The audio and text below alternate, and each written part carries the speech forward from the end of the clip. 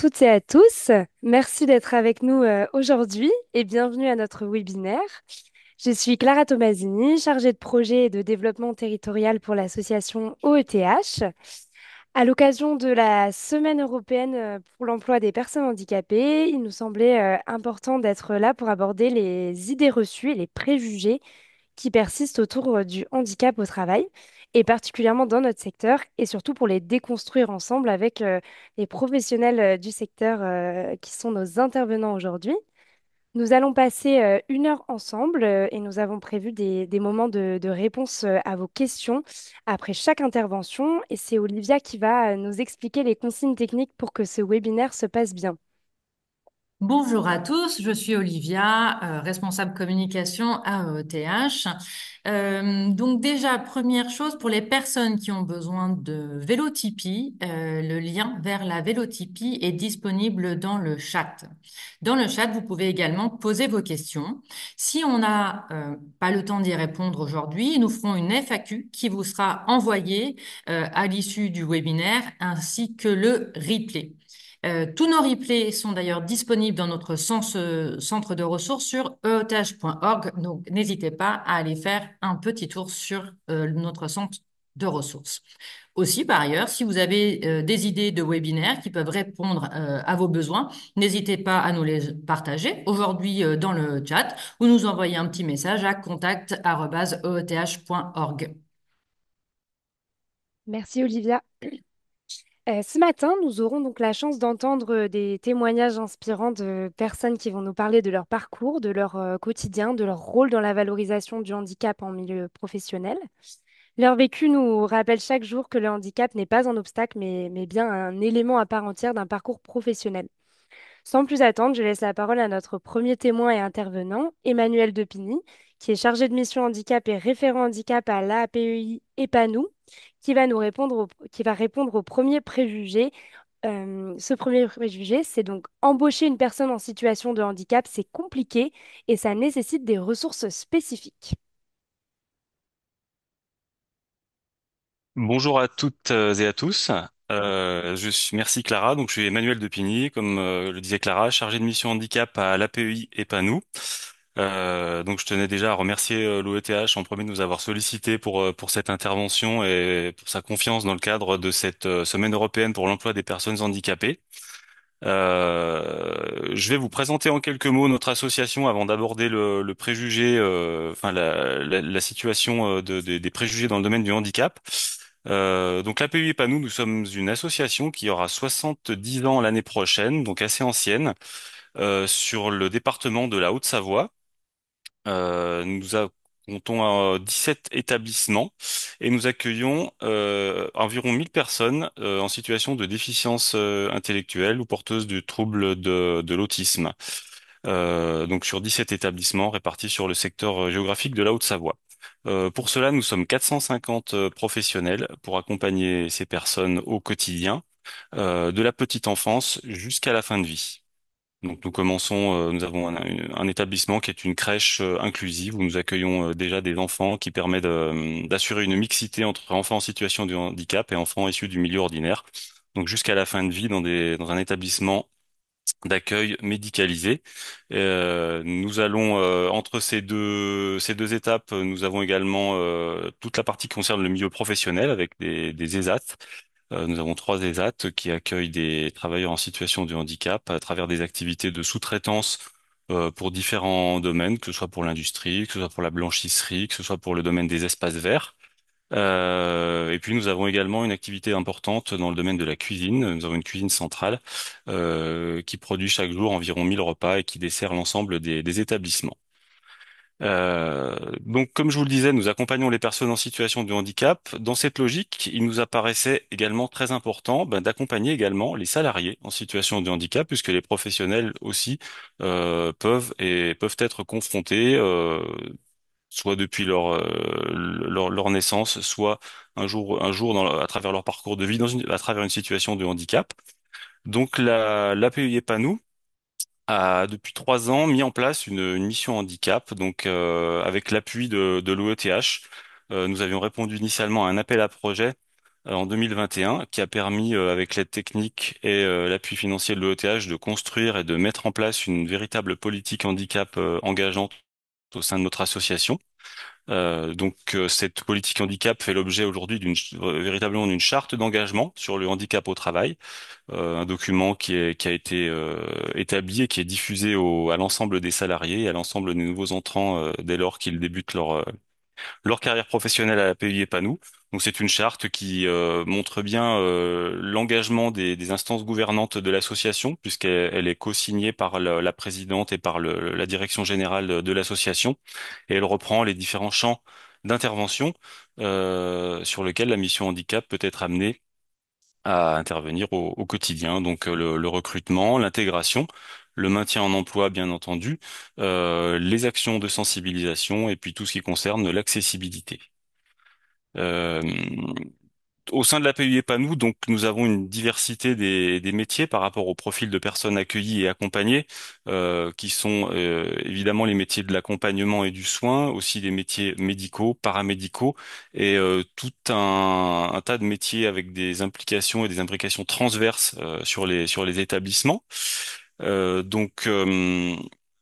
Nous sommes confrontés, comme la plupart des structures aujourd'hui, et en particulier dans le domaine du médico-social, mais également cette difficulté est encore accrue par notre localisation géographique et la proximité frontalière de la Suisse voisine. Nous sommes confrontés à des tensions sur le marché de l'emploi, notamment en termes de recrutement. Nous essayons de mettre en place différentes actions, différents leviers. Et aujourd'hui, la mission handicap est un vrai levier d'attractivité, et de recrutement pour attirer de nouveaux talents, de nouvelles personnes, de nouvelles compétences. C'est vraiment ouvrir le champ des possibles et ouvrir nos postes à compétences équivalentes, comme on dit, à des personnes en situation de handicap. Donc, nous avons un certain nombre de salariés qui sont aujourd'hui concernés par ces situations. J'ai choisi aujourd'hui de prendre un exemple pour illustrer ces situations. Euh, Nous avons aussi affaire à tout type de handicap. Donc aujourd'hui, nous allons plutôt évoquer le handicap auditif à travers une salariée qui travaille au sein de l'association depuis un peu plus de 2 ans. C'est une personne qui est atteinte de déficience auditive profonde et que nous accompagnons, j'allais dire presque pas au quotidien, mais en tout cas très très régulièrement dans les démarches et dans son quotidien professionnel. Cette personne il y a eu quelques balbutiements au début quand elle est entrée, qui nous ont permis de prendre conscience aussi de l'importance d'accompagner et d'être présent en fait dès le démarrage, dès l'embauche en fait d'une personne en situation de handicap, dès lors qu'elle est déclarée. C'est important de ne pas laisser de temps mort car on peut vite se retrouver dans des situations difficiles et la personne peut très vite se retrouver en difficulté.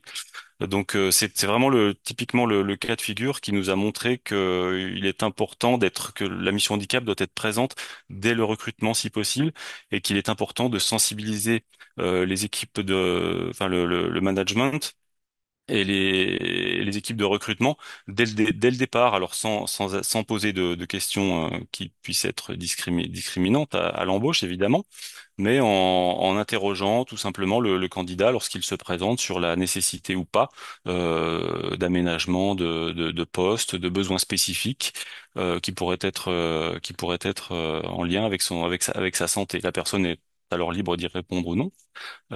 Si elle y répond, bah, à ce moment-là, on avance. Si elle n'y répond pas, bah, c'est que soit qu'elle n'en a pas besoin, soit qu'elle ne souhaite pas en parler.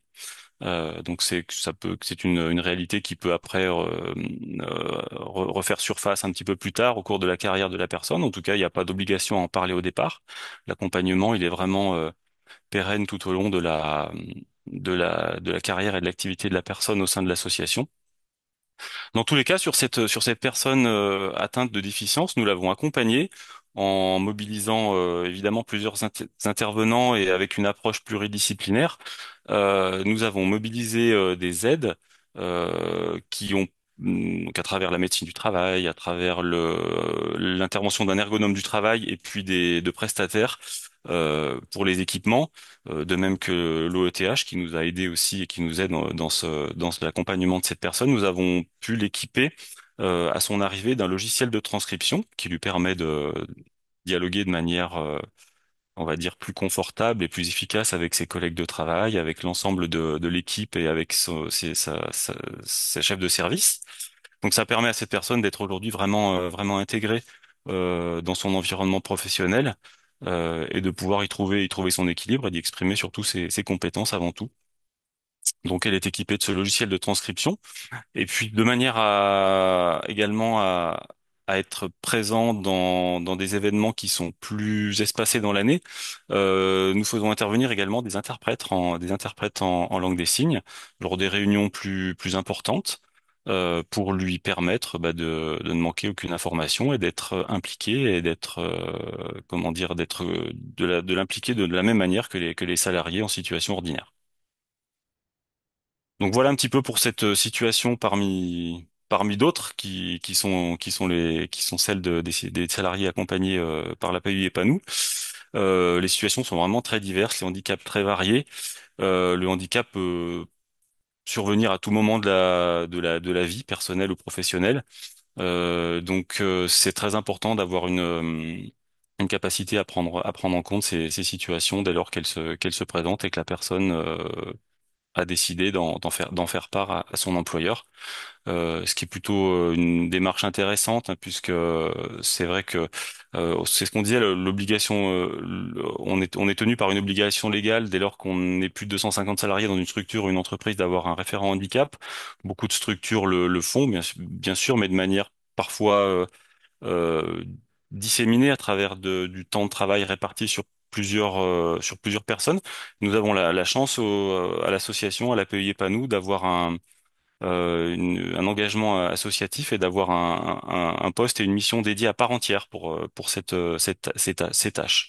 Donc c'est vraiment un gage pour les salariés qui se retrouvent en situation de handicap, c'est un gage de confiance aussi dans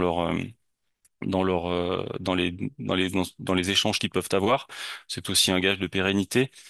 Ça nous permet vraiment d'avoir un suivi le plus personnalisé et le plus individualisé possible.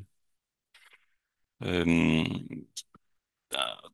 je dirais après, au-delà de l'aspect interne propre à l'association de la mission handicap, il y a aussi toute l'importance, comme on le disait, de développer l'aspect partenarial aussi de la mission handicap et d'avoir des interactions avec d'autres structures de notre milieu, mais aussi d'autres secteurs d'activité. Comme on le dit, seul on va plus vite et ensemble on va plus loin. Ça reste vrai, en particulier dans le domaine du handicap. Et comment dire, l'une de nos actions, c'est aujourd'hui de développer aussi le réseau partenarial, que ce soit les partenaires de l'emploi, les partenaires du secteur médico-social, mais les partenaires aussi du secteur privé ou des collectivités territoriales, à travers différentes actions, réaliser des ponts entre les structures pour pouvoir faciliter, le cas échéant, le passage de salariés ou d'agents, si on est dans le domaine public, qui se dirigent vers des situations d'inaptitude et qu'on a à ce moment-là la possibilité d'aider à se reconvertir, à se former, à découvrir des métiers tout simplement parfois. Comme ce sera aussi là le cas à l'occasion du duo day jeudi, pour lequel beaucoup d'entre vous participeront certainement et pour lequel nous aussi nous avons une action particulière cette année et notamment qui s'inscrit dans le cadre des partenariats avec les établissements du bassin géographique. Après, je vais élargir un petit peu sur des propos qui sont plus liés à mon expérience et plus liés à ma situation sur la thématique du handicap. Moi, je tenais à témoigner aussi de l'intérêt, je trouve, du sens de cette cause aujourd'hui, de pouvoir travailler pour à la fois pour cette cause et pour l'association pour laquelle je travaille aujourd'hui. Je trouve que c'est vraiment, on est dans une société qui est de plus en plus déshumanisée, on le voit, et il faut malgré tout le reconnaître. Et la mission handicap, c'est bien parce elle met du lien, elle remet du sens en fait un petit peu dans le quotidien. Et moi, j'y trouve aussi un équilibre que j'avais perdu à titre personnel dans le passé. Je viens pas du tout du milieu du handicap. Je viens du monde de l'industrie à la base et j'ai eu la chance de rencontrer des personnes de l'association de la PUI Panou lors d'un événement en 2022 qui était organisé par l'OETH, un événement qui s'appelait Handispensable, qui fait aujourd'hui, qui a pris une forme un petit peu différente aujourd'hui, parce qu'on on peut labelliser les événements indispensables. Ça m'avait permis de toucher du doigt les métiers du médico-social, après avoir entamé mon virage dans d'autres domaines. Et puis après, j'ai eu la chance aussi que des personnes à l'association me fassent confiance et me permettent de me lancer dans cette mission qui est passionnante. Je suis moi-même aussi bénéficiaire de la RQTH. Et aujourd'hui, je peux que témoigner en fait de la richesse et de ce métier au quotidien où on est vraiment je faisais le parallèle tout à l'heure avec notre environnement qui est malheureusement déshumanisé. Mais ce métier, ce quotidien, me permet justement d'être dans l'humain au quotidien. Et je suis vraiment très heureux d'accompagner les personnes et chaque matin de pouvoir me lever en me disant, ben aujourd'hui, je vais pouvoir tenter d'aider quelqu'un. On réussit pas dans tous les cas, hein, malheureusement, mais en tout cas, on fait tout ce qu'il faut et on met tout en œuvre pour. Et c'est vraiment une belle mission et comment dire, une belle cause que de défendre cette mission handicap au sein de la l'API PANU. Merci beaucoup Emmanuel pour ce témoignage et merci pour ce lien fait aussi avec les événements indispensables. Les indispensables, pour rappel, c'est l'offre de services dédiés au recrutement qui est proposée par OETH dans le but d'accompagner les employeurs à organiser des événements de recrutement, des événements qui favorisent l'accès à l'emploi et l'accès à la formation vers les métiers du secteur pour le secteur. Je ne sais pas s'il y a eu des questions dans le chat, puisque si j'ai bien compris, au début, il n'y avait pas accès au chat. Olivia, est-ce qu'il y a des questions pour Emmanuel? Alors, les questions, déjà, c'est réparé. Vous pouvez poser vos questions dans le chat et il n'y a pas de questions pour Emmanuel, mais il y a des remerciements pour l'intervention. Je vois une question sur le logiciel. Il y a une personne qui demande quel est le nom du logiciel de transcription dont tu as parlé, Emmanuel. Oui, alors nous travaillons avec la société AVA donc AVA pour la fourniture de ce logiciel de transcription. Donc, il fait l'objet d'un renouvellement de licence chaque année. Merci. Vous pourrez quand même poser vos questions à Emmanuel, même dans la suite du webinaire. On pourra prendre un temps à la fin pour les questions qui concernent tous les intervenants. Pour poursuivre, nous allons laisser la parole à nos deux témoins, donc Dominique Depecker, qui est responsable de la formation AES, pilote du dispositif Oasis 2S dans les et Doriane Grard, responsable du pôle de ressources, ingénierie pédagogique et développement. Dominique et Doriane vont répondre à un autre préjugé sur les formations. Donc ce préjugé, c'est les formations dans le secteur du soin ne sont pas accessibles aux personnes handicapées. Voilà, je vous laisse d'abord vous présenter pour pouvoir répondre à ce préjugé. Merci Clara. Bah, voilà, en direct des Hauts-de-France où il pleut. Donc Dominique de Pecker, donc en effet responsable de la formation AES, donc à l'IRTS Hauts-de-France et plus particulièrement sur le site Métropole Lilloise. Et c'est responsable donc du dispositif Oasis dont on va vous parler aussi, puisque c'est un dispositif qui a été pensé, qui a été une innovation et qui reste, je pense, encore un outil innovant pour offrir la possibilité d'accès aux formations aux personnes en situation de handicap.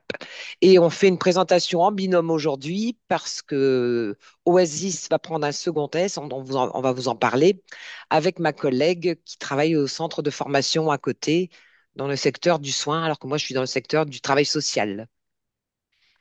Alors, Dominique, je vais me présenter également. Je suis Doriane Grard, la responsable pédagogique de formation sanitaire. Donc, je travaille à Iséform Santé dans les Hauts-de-France, qui est un institut de formation pour des infirmières, des aides-soignantes et des auxiliaires de puriculture. Notre spécificité au niveau d'Iséform Santé, en tant qu'institut de formation en soins infirmiers, c'est que nous avons un agrément pour accueillir également des étudiants en soins infirmiers RQTH, porteurs de handicap, pour lequel il y a un dispositif spécifique qui est mis en place pour favoriser leur inclusion. À ce jour, avec l'IRTS, nous travaillons en partenariat pour le dispositif Oasis 2S, où nous représentons le domaine du soin. Voilà. Donc c'est vrai que pour la petite histoire, on est parti dans l'aventure, nous, à notre échelon, à l'IRTS Hauts-de-France, pour les métiers du travail social, avec Oasis. Donc Oasis, ça veut dire orientation, accompagnement, secteur d'intervention sociale. Pour situer, c'est pas une boisson jus de fruits, c'est il y a un sens à cette appellation, et donc on est parti dans l'aventure avec OETH. Et donc on peut dire que ça a été vraiment une aventure riche, dans laquelle on est parti depuis 6 ans, mais qui existe depuis 10 ans, donc qui est initiée dans toutes les régions de France. Et l'objectif partait aussi de ce constat, de ce préjugé que dans les métiers du travail social, peu de personnes en situation de handicap étaient embauchées ou salariées. Donc paradoxalement, sur ces terrains qui pourtant accueillent des personnes en situation de handicap, il y avait des besoins, enfin il y avait peut-être des manques qui avaient été constatés, et donc des besoins qui pourraient intéresser des personnes qui sont en situation de handicap. Donc, Oasis, au départ, prend un S. Nous, ça fait donc depuis 2019 qu'on accompagne des groupes pour des personnes qui souhaitent changer d'orientation. On peut dire que au départ, moi, j'étais un peu surprise de cette création en me disant, ben, tiens, pourtant, on est dans un monde inclusif et l'inclusion, on aurait dire, ben, il n'y a pas besoin peut-être de cette préformation-là. Et finalement, pour l'avoir vécu et avoir eu de nombreux échanges avec les collègues, même au niveau national, hein, on s'aperçoit que c'est un petit sas qui permet à des personnes de se poser, de réfléchir à une nouvelle orientation et de passer des étapes. Il y a cette étape du deuil aussi, parce que pour certains, le handicap peut être accidentel aussi. Il va nécessiter un arrêt parfois d'une profession, d'un métier, et la personne va devoir s'orienter vers un autre métier. Et on accompagne en fait toutes ces phases-là avec la personne. Et donc, ben, c'est une aventure humaine quand même très riche et qui permet à des personnes bah, de vraiment découvrir de nouveaux métiers et de pouvoir s'essayer. Donc, c'est vraiment fondamental. Peut-être rappeler que dans les métiers du travail social, ça concerne quel métier?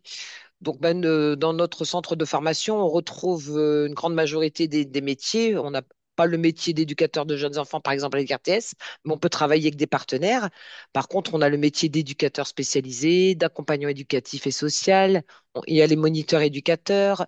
Il y a le moniteur d'atelier, l'assistant de service social, j'ai dit, oui, et d'autres métiers encore possibles. Et maintenant, Oasis 1S va prendre 2S, et c'est à ce titre, en effet, que Doriane, tu interviens ce jour, parce qu'on va travailler en collaboration ensemble sur ce nouveau projet dès décembre pour accueillir des personnes qui ont donc une RQTH ou qui sont en arrêt maladie. Et si elles sont en arrêt maladie, il doit y avoir un accord de la CARSAT pour pouvoir entrer dans cette préformation. Et ce deuxième S concerne les métiers du soin. Donc, je te laisse citer les métiers du soin, Doriane. Alors, sur les métiers du soin, nous ouvrons nous, la formation d'orientation également auprès des aides-soignants, des auxiliaires de puriculture, des infirmiers, des auxiliaires de vie, des ambulanciers et d'autres métiers également qui se coordonnent autour du soin. Ça peut être aussi secrétaire médical, mais l'appel à projet à laquelle nous avons répondu, on est vraiment sur les métiers du soin. Pour la petite histoire également, nous avons, avant qu'il y ait l'Oasis 2S, nous avons eu une expérience en 2021 qui était l'équivalent de Oasis Annès dans le métier du social. Nous avions le projet OA Santé pour lequel nous avons également mis ce dispositif en place. Et la finalité, comme vous l'avez entendu, était de remobiliser, d'orienter et de favoriser le développement professionnel dans le secteur de sanitaire dans le but de faciliter l'insertion des personnes en situation de handicap. Donc, première expérience en 2021 et là, depuis nous, 2021 également, avec le Handipsy, ça faisait partie également de notre projet au sein d'Iseform, c'est d'avoir un continuum dans l'accompagnement de personnes en situation de handicap, donc Oasis Santé et OA Santé, pardon, Oasis 2S, a vocation de révéler et gérer les talents dans les métiers du social et du sanitaire. Et c'est un enjeu majeur pour pouvoir découvrir les différents métiers avant de s'inscrire dans la formation et d'accompagner tous ces étudiants, ces élèves au métier, soit du soin et du Mm, social. tout à fait. Donc, pour préciser, cette préformation, elle dure 4 mois et l'objectif aussi, c'est de travailler aussi tous ces préjugés. Donc, on a des liens, en effet, avec les employeurs parce qu'il s'agit de trouver des stages. Donc, bien souvent, on est amené à parler du handicap, en effet, aussi avec ses employeurs, de lever des craintes. Enfin, voilà, il y a toute cette phase d'accompagnement. Pour les personnes qui entrent dans cette préformation, on a aussi un accompagnement vraiment personnalisé. L'objectif, c'est vraiment que la personne, elle puisse découvrir avec cette préformation qui dure 4 mois en alternance, avec des périodes de stage et des périodes au centre de formation, c'est qu'elle puisse aussi se mettre en situation pour repérer s'il y a des freins, s'il y a des adaptations à faire ou à proposer sur les terrains, ou même en formation. Donc, ça permet vraiment de valider un projet professionnel. C'est aussi un espace riche aussi entre les personnes qui se donnent des conseils, enfin, qui peuvent échanger. Il y a souvent des moments très forts. Et on accompagne aussi pour la préparation à l'entrée en formation, faire les épreuves d'admission, etc. Donc, ça permet aussi de confirmer ou invalider parfois un projet, parce que parfois, eh ben, ça permet aussi à certaines personnes qui avaient besoin de s'essayer de dire ben, peut-être que là, non, en effet, il y a une limite ou c'est peut-être pas pour moi aussi. Donc, on laisse tout le temps le libre choix, bien sûr, à la personne. On est aussi dans le pouvoir d'agir de la personne. C'est la personne qui choisira au final aussi ce qu'elle souhaite faire, si elle souhaite se présenter ou non aux épreuves d'admission pour entrer dans les métiers. Voilà, donc je pense aussi qu'il y a un temps qui est aussi très important au cours de cette préformation, c'est la sécurisation du parcours. Quand on reçoit les personnes, on regarde là à l'instant présent où elles sont, mais on a vraiment cette volonté de sécuriser aussi bien financièrement, parce qu'il ne s'agit pas de mettre les personnes en difficulté, qu'elles ne perdent pas leur temps non plus, donc de bien évaluer et vraiment d'accompagner au maximum pour sécuriser leur parcours. Je laisse la parole pour la suite des préjugés Alors, en formation. sur les préjugés en formation, moi je suis infirmière de formation à la base, hein, cadre de santé par la suite. Maintenant, je suis responsable pédagogique. Et c'est vrai que depuis 2021, dans le domaine du soin, ce préjugé, il est véhiculé, il est marqué en disant pour porter du soin à la personne, il faut être soi-même en santé. Et c'est vrai que il y a des confusions aussi dans les représentations mentales de tout à chacun, et notamment dans le domaine du soin. Et pour autant, euh, je peux le dire maintenant, il est inexact de dire que les formations dans le secteur du soin ne sont pas accessibles aux personnes en situation de handicap. Depuis 21, nous formons des étudiants en soins infirmiers. Alors, nous sommes dans un dispositif inclusif où nous avons un agrément pour 10 étudiants par année de formation pour lequel il y a un accompagnement spécifique, hein. Nous avons une personne qui coordonne le dispositif handicap et en lien également avec des compétences, je dirais, plurielles, parce que nous avons le domaine du soin, on a le social, et nous faisons aussi accompagner du CRLP, c'est un centre régional lillois de rééducation professionnelle, pour lesquels ils nous accompagnent pour permettre une adaptation, un aménagement nécessaire pour accompagner les étudiants en formation. Donc, il est vrai également que la formation se résume pas à l'institut de formation.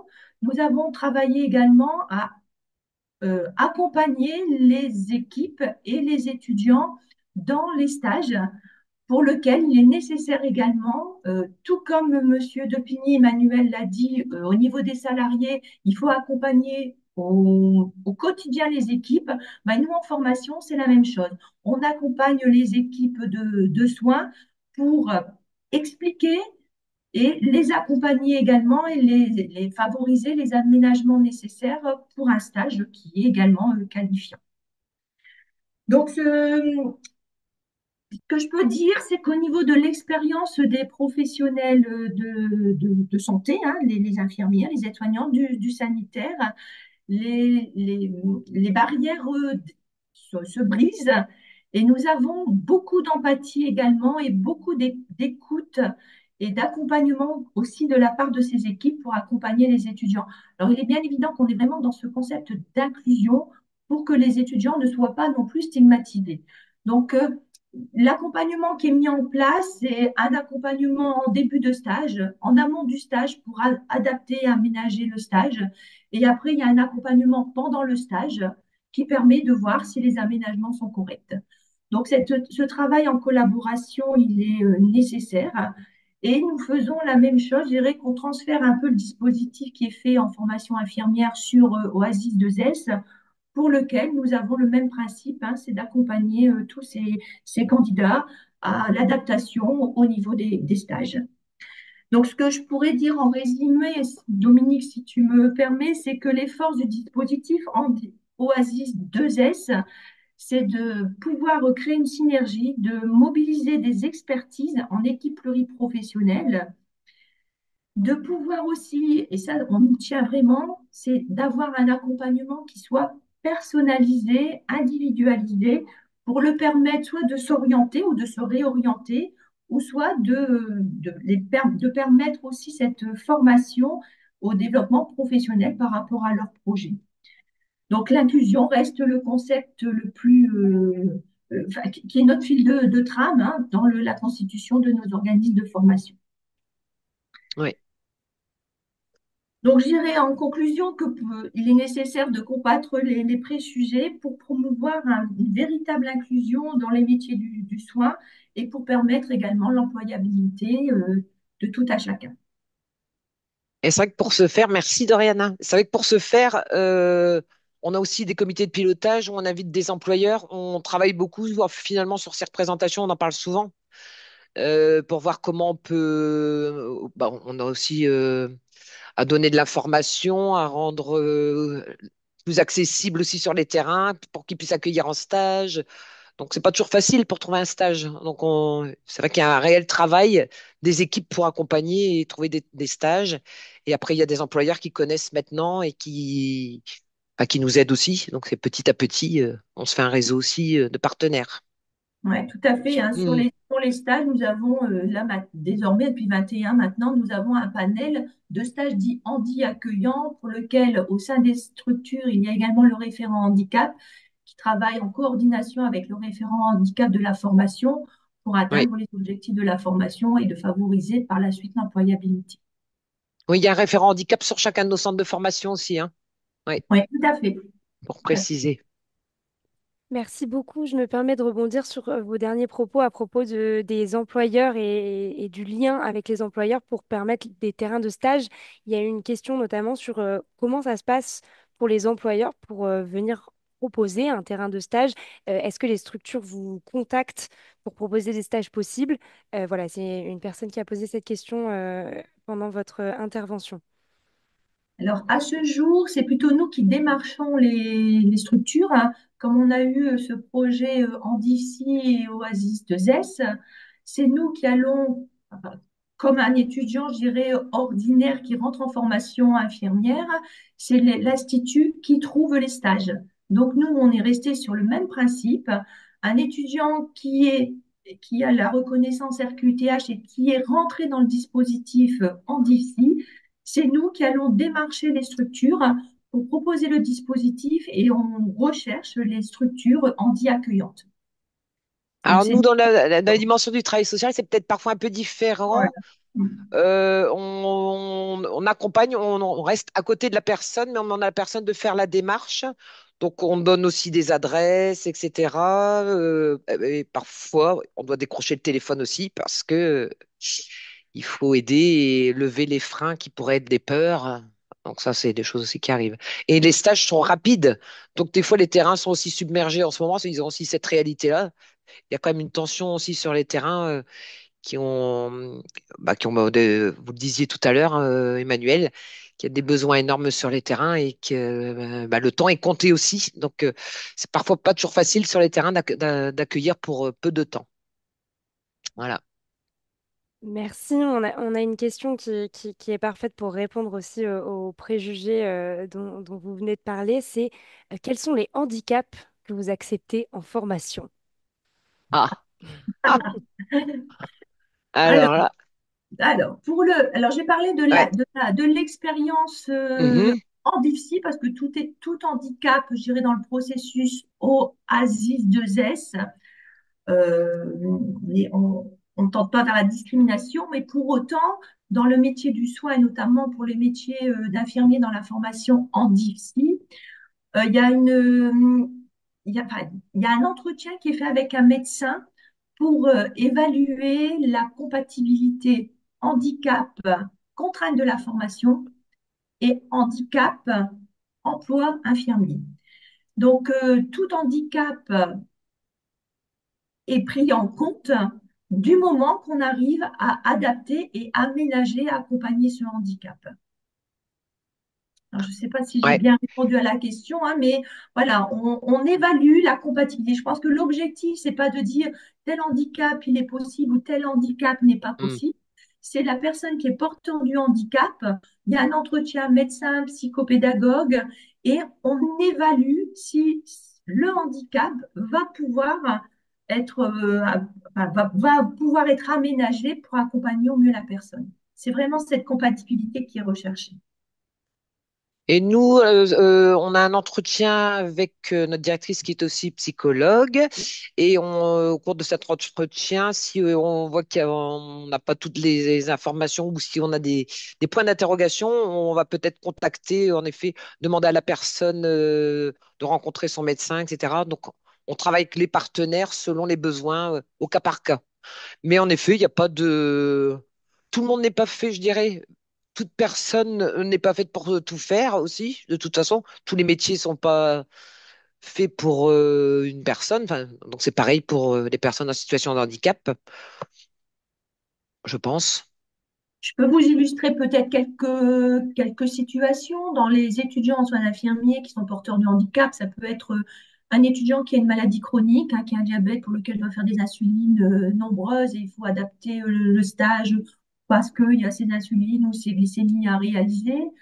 Nous avons aussi des personnes qui ont des déficiences auditives profondes. Donc là, en formation, par exemple, nous faisons appel à des interprètes, voire des interfaces pour adapter aussi les évaluations. Nous pouvons aussi avoir des personnes qui ont des problématiques de mobilité, qui peuvent avoir des adaptations sur des fauteuils spécifiques.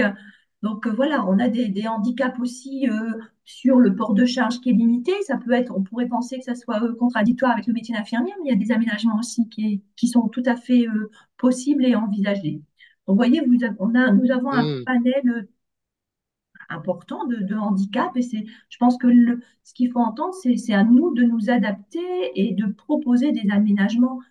Tant qu'on n'a pas cette représentation-là du handicap en se disant bah, c'est un frein, bah, pas pour autant, parce qu'on a aussi des personnes qui ne sont pas reconnues RQTH et pour lesquelles ils ont aussi des difficultés ou des incapacités ou des insuffisances pour lesquelles on accompagne également. Donc, c'est vrai que ce n'est pas du tout un frein. Pour autant, Hmm. il est vrai qu'il faut accompagner l'ensemble des équipes. Tout Merci à beaucoup fait. pour ces éléments de réponse. Je prends une dernière question, puisque je vois que Dominique répond au fur et à mesure à vos questions dans le À chat, ce quelques-unes. qui est super. Mais on a une personne qui nous demande, c'est quoi en fait une entreprise handi-accueillante? Est-ce que c'est une certification? Est-ce qu'il y a des critères qui permettent d'être une entreprise handi-accueillante? Non, Non. non, pas du tout. C'est une négociation qui est faite avec les employeurs, les recruteurs, les cadres qui accueillent des Oui, étudiants carrément. en stage. C'est de pouvoir identifier si les aménagements sont possibles sur le terrain de stage et si les équipes sont sensibilisées au handicap et à l'accompagnement des étudiants, tout simplement. Ouais, te rejoins. Oui, c'est pas un Ouais. label. Hmm, hmm, Eh bien, Pour merci. autant, pour la hmm. formation infirmière, si je peux préciser, voilà, pour entrer en formation infirmière, qui est une entrée sur le biais de Parcoursup, la personne qui est en situation de handicap, sur Parcoursup, nous avons une filière en DIFSI, donc personne RQTH peut rentrer en formation par le biais de en DIFSI, mais il peut s'inscrire également dans le droit commun, Parcoursup classique en formation infirmière. Merci beaucoup. Je me permets de répondre à une dernière petite question sur est-ce que OA Santé existe toujours? Donc la réponse est non, puisque c'est Non, Oasis c'est 2S. Oasis qui, ouais, Voilà. voilà, Oasis 2S. Et vous pouvez nous contacter directement, les centres de formation. Il y a une carte qui existe, qui je vois, qui a été mise dans le chat par Ouais. OETH pour avoir connaissance de toutes les régions. Voilà. Donc, Voilà. Et certaines régions n'ont pas de session Oasis cette année. Ça ne veut pas dire qu'il n'y oui, en aura voilà, pas dans les prochaines c'est années, ça. mais vous avez la carte voilà, dans le chat.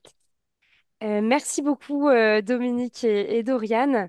Pour Plaisir. finir, nous avons la chance d'avoir parmi nous aujourd'hui Linda Furtado, qui est éducatrice spécialisée en alternance au Papillon Blanc à Roubaix-Tourcoing, qui va répondre aux préjugés.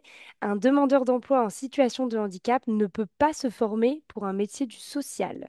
Linda, je te laisse la parole. Alors, bonjour à toutes et bonjour à tous. Donc, je me présente, je m'appelle Linda Furtado, j'ai 45 ans.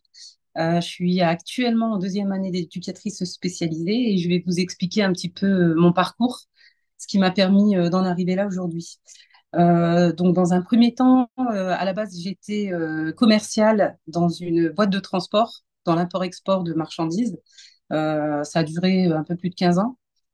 Suite à une longue maladie et à une reconnaissance RQTH, j'ai été reçue par une assistante sociale de la CARSAT qui m'a orientée vers une personne du service formation de la ville de Roubaix. Cette personne m'a très bien orientée puisque suite à un entretien, elle a bien compris que je voulais travailler dans le social, mais quel métier exactement? Je ne savais absolument pas. Donc j'ai été orientée vers l'IRTS et vers Oasis, Madame de Péker. Et ce qui m'a permis d'avoir une seconde chance. J'ai pu avoir un entretien pour intégrer donc cette formation Oasis qui était du décembre 2022 à avril 2023. Donc, à savoir, à la base, je voulais travailler dans le social, donc comme je vous l'ai déjà dit, mais je savais pas vers quel métier me tourner. Et c'est les stages qui m'ont permis de confirmer mon choix, puisque à la base, je voulais faire moniteur éducateur. Et ça a évolué vers le métier d'éducatrice spécialisée. On a été super bien accompagnés durant le dispositif Oasis, hein, à savoir, on ne vous laisse pas tomber, on vous accompagne et on fait avec vous, on ne fait pas à votre place. Et ça, c'est super important parce que je trouve ça super valorisant. Euh, à côté de ça, j'ai intégré la formation. On nous a aidés pour les notes autobiographiques, pour les stages, pour les courriers. Après, à savoir les stages, c'est compliqué parce que c'est des stages courts. Et dans le social, hein, c'est pas vouloir faire, hein, mais vous savez très bien que dans le social actuellement, c'est un petit peu compliqué dans le sens où tout le monde a besoin, mais personne n'a le temps. Donc, ça a été un petit peu compliqué par rapport à ça. Suite à ça, j'ai fait les entretiens pour intégrer la promotion 23-26 d'assistante sociale, excusez-moi, d'éducatrice spécialisée. Et j'ai intégré également en contrat d'apprentissage des papillons blancs service de Roubaix-Tourcoing. Donc, moi, j'étais basée à Mouveau sur le pôle professionnel, c'est-à-dire des personnes en situation de handicap. Pour le coup, là, c'était des personnes qui présentaient des troubles du développement intellectuel, donc qui vont de forte à légère. Et j'ai un exemple. Donc moi, j'ai été accompagnée et c'était à mon tour d'accompagner également. Donc, je trouve que c'était une super manière de montrer, de montrer mon pouvoir d'agir aussi à mon niveau. J'avais une personne que j'accompagnais en sortant des ESAT, donc qui était dans le conditionnement dans un ESAT pendant plus de 10 ans et il en avait marre, il voulait changer. Et il avait une idée bien en tête, c'était d'être brancardier. Donc, on a travaillé son projet de brancardier avec lui. Il a fait en sorte de mettre en place également son pouvoir d'agir. c'est-à-dire de faire des démarches. Et comme je vous l'ai dit, hein, moi, mon but, c'était pas de faire à sa place, mais de faire avec lui pour le valoriser et pour qu'il soit autonome également. Donc, bon, la lettre de motivation, on l'a faite ensemble, mais déposer les courriers, etc., dans les hôpitaux, ou même par mail, il le faisait tout seul et ça le valorisait. Il se sentait très, très bien. Il était participant actif de son propre avenir. Donc, c'était un super point positif et de se dire que oui, même en situation de handicap, on n'a pas de barrière. Les seules barrières qu'on se met, c'est les nôtres. Euh, donc, on a eu la chance d'avoir un retour positif, mais après, ça tombe, c'est souvent sur ce que j'ai remarqué, c'est vraiment l'investissement personnel des personnes avec qui vous êtes en relation. Donc, on avait fait un courrier à une clinique de rééducation sur Villeneuve d'Ascq, dans le nord de la France. Et le stage a été accepté, etc. Et on voulait absolument pas que le premier jour de cette personne accompagnée se fasse son premier jour de stage. Donc, on a demandé à rencontrer la cadre de service, qui a été vraiment géniale. Et c'est pour ça que j'insiste sur le fait de l'investissement de chaque personne. Donc, la cadre de service nous a reçus. Et ce que j'ai beaucoup aimé, c'est que elle s'est entretenue directement avec lui. Elle a parlé simplement. Elle lui a expliqué, etc. Et elle était totalement en accord avec nous en nous disant, écoutez, moi, c'est la première fois que je fais ça. Mais on tend plus vers une société inclusive et je trouve très, très, très important qu'on le fasse déjà à notre niveau. Si chacun pouvait le faire déjà à son niveau, d'avoir de débuter déjà par un stage, au moins, pour voir si le rythme allait bien, si tout allait bien, etc. Parce que autour du métier de brancardier, malheureusement, la plupart du temps, maintenant, ils ne font plus que brancardier, c'est-à-dire amener un patient d'un point A à un point B. Pour la plupart du temps, maintenant, ils font aussi des métiers d'aide-soignant en plus du métier de brancardier. Donc, lui, sur son pouvoir d'agir, il a mis en avant qu'il avait une formation SST et un PCR. Donc, ça a joué vraiment en sa faveur. Ça a pu démontrer son investissement personnel et le fait d'être tombé également sur une personne qui était pour une société inclusive, ça nous a énormément aidé. Donc, c'est vraiment le pouvoir d'agir de chacun et qu'il y a rien d'impossible. Il suffit d'être orienté correctement et d'être accompagné au plus proche. Donc, voilà. Je suis en train de voir si j'ai rien oublié. Donc, si je peux conclure, je suis toujours en stage dans un autre établissement, mais toujours chez les papillons blancs service, parce que je voulais découvrir vraiment plusieurs facettes au niveau du handicap. Et aujourd'hui, moi, ce que je peux dire par rapport à tout ça, c'est que à mon niveau, mon pouvoir d'agir serait de rendre une société un peu plus inclusive par rapport à ce que j'apprends au quotidien et développer vraiment mon réseau et les différents partenariats qu'il pourrait y avoir autour de tout ça. Donc, tout est possible. Voilà. Très, très beau message. Merci beaucoup, Linda, et merci pour ce témoignage Merci à vous. inspirant. Je n'ai pas vu pour le moment de questions concernant ton témoignage, mais peut-être qu'elles vont arriver. On a encore 10 minutes pour les questions-réponses.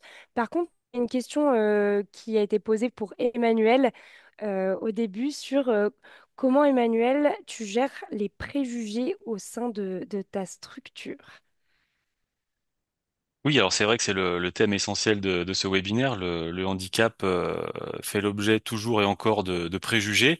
Et le handicap, comme on le disait, bien souvent est invisible aussi dans l'immense majorité des cas. Dans 80% des cas, on peut le rappeler, le handicap est invisible, mais il fait quand même l'objet de préjugés. On se dit que les managers ou les responsables peuvent avoir des freins à l'embauche d'une personne en situation de handicap. Donc comment on fait? Après, il y a différents leviers sur lesquels on intervient, mais surtout ce qui est important, et c'est ce qui a été mis en place au sein de l'association en amont et dès le départ du lancement de la mission handicap, ça a été très orienté sur la sensibilisation. Donc, on a mis en place des actions de sensibilisation dans le cadre de la construction de la politique handicap auprès du comité de direction, pour commencer par sensibiliser et embarquer le comité de direction dans cette logique d'inclusion de personnes en situation de handicap. Donc ce sont des actions qui sont menées, alors qui ont été menées au départ avec la direction et qu'on a déclinées après, qu'on décline encore aujourd'hui régulièrement tout au long de l'année dans les établissements et dans les services qu'on organise pour les équipes, qu'on organise de manière ludique évidemment pour pouvoir les rendre aussi participatives et les plus participatives et les plus ludiques possibles. Souvent, ce sont des ateliers hein, qui sont mis en place pour se mettre le temps d'un atelier dans une situation qu'une personne en situation de handicap vit, elle, de son côté, 24 heures sur 24.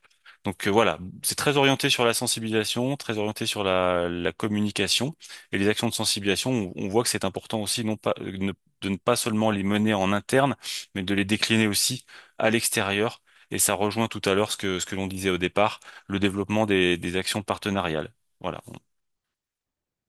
Merci Emmanuel. Linda, je vois que tu lèves la main.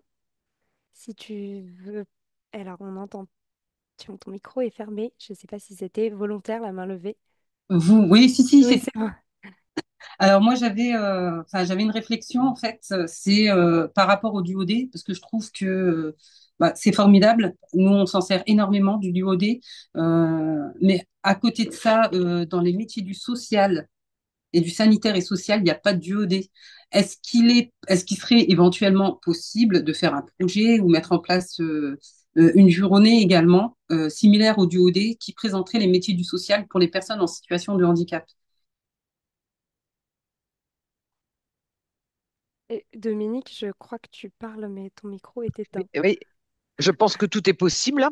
Toutes les portes sont ouvertes. Je pense que la directrice de la PEI, Valérie, elle a déjà fait le diodé. Elle avait pas une personne qui était venue avec elle voir son travail? Valérie, c'est ça, Linda, c'est ça que vous voulez dire? Alors moi, ce que je voulais dire, c'est que le duo D, ce sont sur des métiers lambda, pas dans les métiers du social. Mais est-ce que nous, à notre niveau, par rapport à Oasis et au ETH, Ah, avec deux S, ce serait possible d'organiser une autre journée similaire au duo D, mais pour les métiers du social et du sanitaire et social, afin de faire découvrir ces métiers? bah pourquoi Alors, pas? le duodé est ouvert à tous les Hmm, métiers. Je sais que ouais, nous, par exemple, au sein d'OETH, on oui. propose le duodé pour l'ensemble des postes. Normalement, l'ensemble des postes devrait pouvoir être ouvert au duodé, mais généralement, il est vrai que les associations proposent plutôt des postes sur des métiers support. Mais je suis d'accord avec toi, Linda, ça devrait être ouvert à tous les métiers. Mais cette journée est faite pour ça aussi. Donc, mais c'est une idée qui est intéressante. En tout cas, merci pour ce partage. Alors, je ne peux... il y a des participants qui lèvent la main et on n'a pas la possibilité de donner la parole aux participants. Donc, il faudra poser vos questions dans le chat. Il me semble qu'Emmanuel, tu voulais rebondir. Sinon, je ne sais pas si ta main date d'avant. Non, Non, c'est tu souhaites rebondir. Vas-y. Oui, je voulais juste compléter ce que disait Linda et les propos qui étaient par rapport au Duo Day. Effectivement, le Duo Day, comme on dit, c'est vraiment un événement aujourd'hui qui est national, même européen, qui est ouvert à toutes les structures, quelles qu'elles soient, du domaine privé au public, et qui est ouvert sur tous les types de postes. Hein. Donc c'est vraiment, je pense que le Duo Day, c'est vraiment une belle opportunité à saisir pour les structures, pour faire connaître les métiers, et puis pour faire mettre un premier pied dans l'entreprise à une personne en situation de handicap. Ça peut être, il peut y avoir une quantité de raisons qui justifient ça. Ça peut être simplement pour maintenir un lien social, parce qu'on a des personnes qui sont parfois très éloignées du monde du travail et qui sont en grande difficulté, donc ça leur permet de maintenir un lien social. Ça peut aussi être pour étayer, pour confirmer ou infirmer une orientation et une formation à faire par la suite. Et c'est vraiment je trouve que c'est vraiment une belle action parce que c'est parfois le début de belles histoires aussi le duodé et ça permet, on a plusieurs exemples dans l'association, ça permet parfois, à travers le duodé, derrière on enchaîne avec une immersion, on fait une immersion, on fait un stage de plus longue durée pour approfondir ce qu'on a pu rencontrer lors du duodé et puis après, on peut être embauché. Nous, on a des personnes qui sont aujourd'hui en CDI sur des métiers éducatifs et qui sont passés par l'étape du duo day. Tout à fait, le duodé peut aussi être une solution de recrutement. On a aussi une belle histoire comme ça chez OETH. J'en profite pour vous parler de notre guide du duodé qui vous a été envoyé dans le chat, l'avant-avant-dernier message, pour vous aider en tant qu'employeur à organiser le duodé. C'est un guide créé par OETH sur le pas à pas, bonne pratique pour organiser le duodé. Une question qui va sûrement plutôt concerner Emmanuel, mais qui peut aussi être pour Dominique ou Doriane.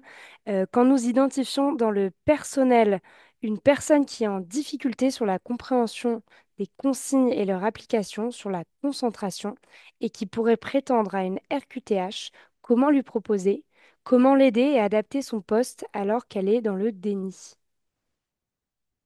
C'est une bonne question et c'est l'un des tout l'objet aussi de la mission handicap et l'intérêt d'une mission handicap présente, on va dire au fil de l'eau au quotidien tout au long de l'année.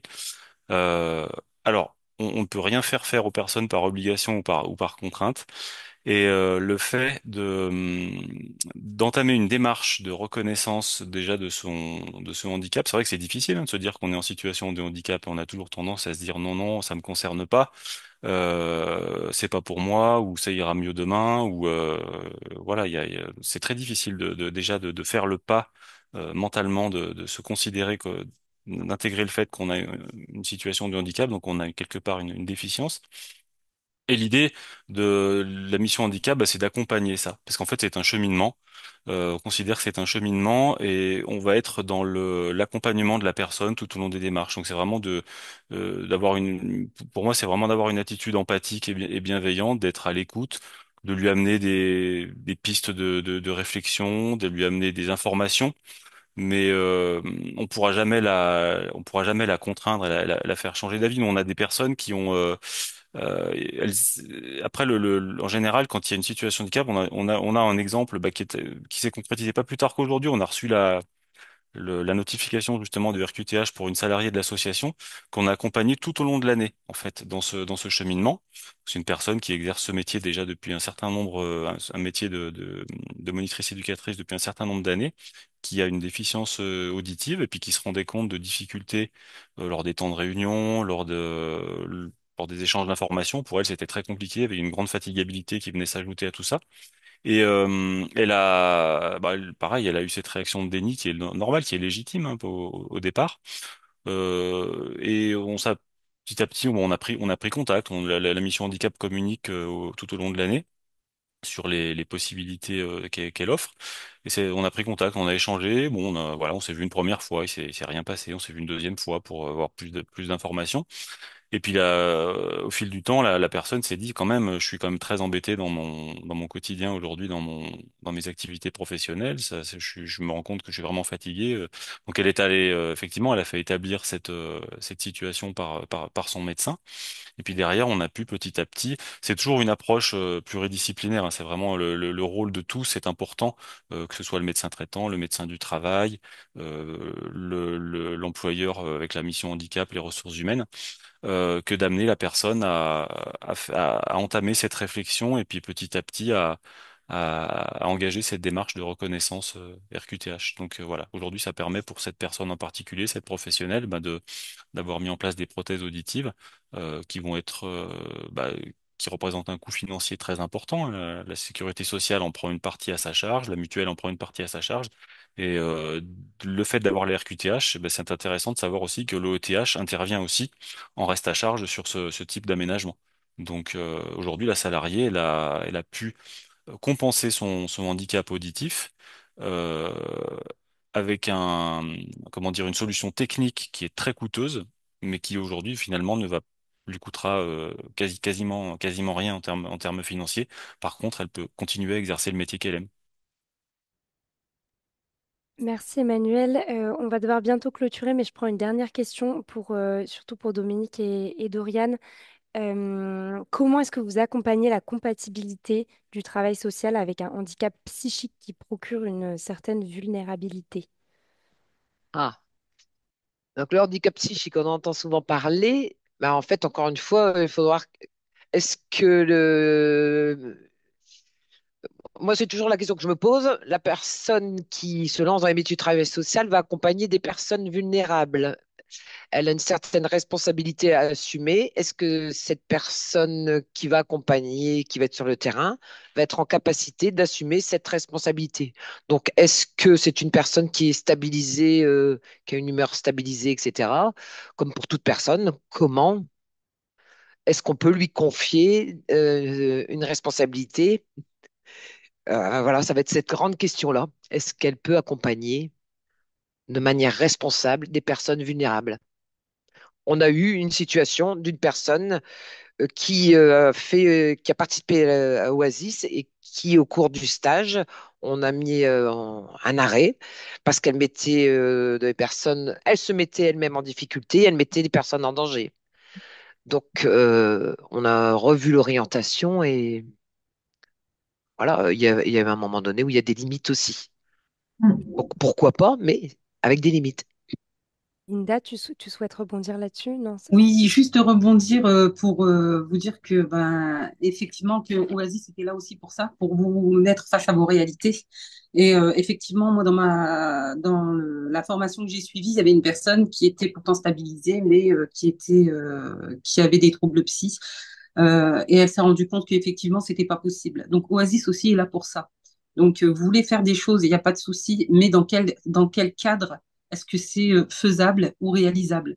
Donc, Oasis aussi a été là pour montrer ce qui était possible et pas possible.